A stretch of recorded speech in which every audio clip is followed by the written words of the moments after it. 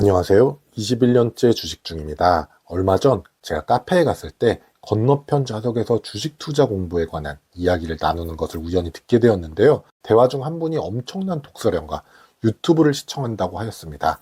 얼마를 투자하시는지는 모르겠지만 자신의 소중한 돈을 위해 공부하시는 열정이 멋있어 보였습니다. 그리고 저의 처음 투자를 시작했던 시절의 노력을 생각해 봤습니다. 저렇게 하고 내가 과연 어떤 결과를 얻었었지?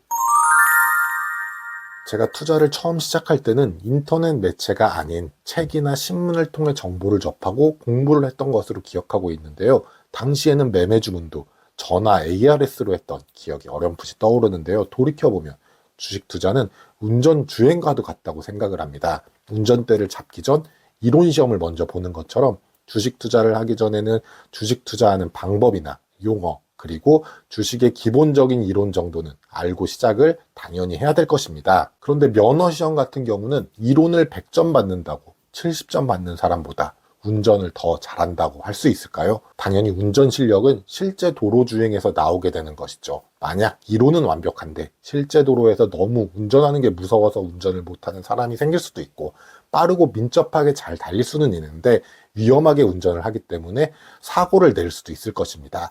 처음에는 천천히 조금씩 안전하게 운전이 익숙해질 때까지 천천히 운전을 하고, 익숙해지면 장거리 운전도 하시는 것처럼 주식 투자도 처음에는 큰 금액이 아닌 내가 컨트롤할 수 있는 작은 금액부터 투자를 하셔야 될 것입니다. 저 같은 경우는 처음에 주식에 관련된 공부를 많이 했다는 자만에 빠져서 처음부터 코스닥에서 1,000원 미만인 동전주로 투자를 시작해서 여러 번 상패라는 비싼 수업료도 냈던 기억이 있는데요. 물론 풍부한 지식은 투자 의사결정에 중요한 아이디어를 주는 것은 사실입니다. 하지만 투자를 해보신 분들은 아시겠지만 미래의 성장이 밝고 실적이 잘 나오는 주식을 막상 매수한다고 해도 오히려 장기 하락을 겪는 경우도 종종 있습니다. 대표적인 경우가 작년에 2차전지, 그전에는 인터넷, 바이오 관련된 주식들이 그랬었죠. 그렇다면 어떤 방법으로 투자 공부를 하면 좋을까요? 제가 올해로 23년째 주식시장에 있으면서 저의 관점으로 말씀을 드리자면 먼저 자신만의 진리를 만드는 것입니다.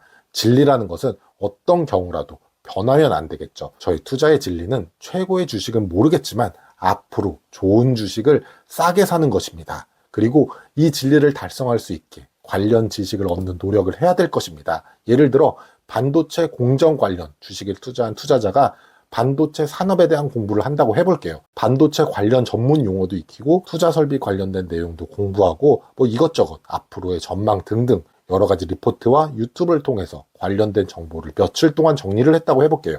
과연 이 노력이 수익을 거둘 투자의 중요한 공부일까요? 물론 관련 주식이나 산업을 이해하는 데 중요하지만 제가 볼 때는 정말 중요한 노력은 앞으로의 미래의 그 주식이 좋은 주식이 될지를 판단하는 것이 가장 중요하다고 생각합니다.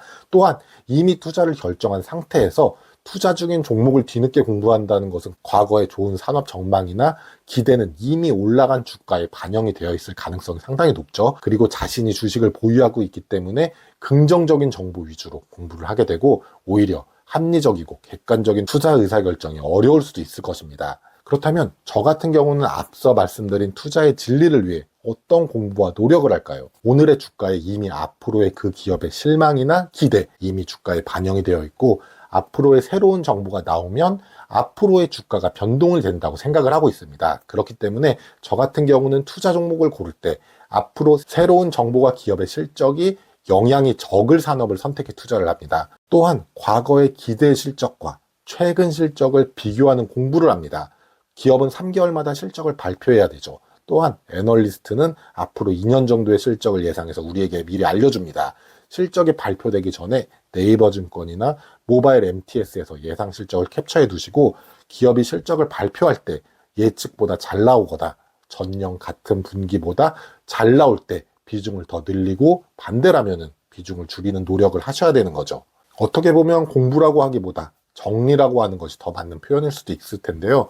여기까지 저의 이야기에 관심을 가져주신 분들이라면 어느 정도 이해는 될 것 같은데 두서없이 제가 말씀을 드려서 정리가 안 되실 것 같으셔서 마지막으로 제가 정리해서 핵심적으로 말씀드리자면, 대부분 투자자는 자신이 투자한 종목의 확신을 위해 공부하는 경향이 있는데 저 같은 경우는 앞으로 꾸준히 예상 가능한 실적을 올릴 업종에 투자를 하고 예상 실적과 전년 같은 기간 실적을 3개월마다 발표하는 실적과 비교하는 공부 정도를 하고, 만약에 그 기업이 실적이 안 좋아진다면 비중을 축소하거나 종목 교체까지 고려하는 노력을 하고 있습니다. 그리고 이렇게 하는 종목의 특징은 제가 그동안 여러 영상에서 말씀드렸듯이 실적이 확실하고 높은 배당을 주는 은행, 통신, 독점 주식입니다. 또한 한 종목보다 여러 종목에, 그리고 일정 부분은 현금 비중을 가져가는 것도 필수적으로 하셔야 되겠죠. 오늘 영상이 도움이 되셨다면 구독, 좋아요 부탁드립니다.